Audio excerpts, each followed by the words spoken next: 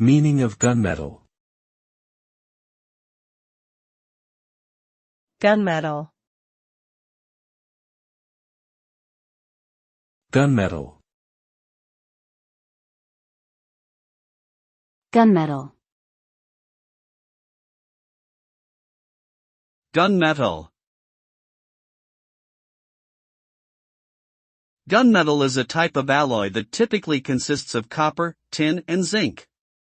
It gets its name from its historical use in the manufacturing of firearms, as it's a durable and corrosion-resistant material. The color of gunmetal can range from a dark gray to black, depending on the specific composition of the alloy.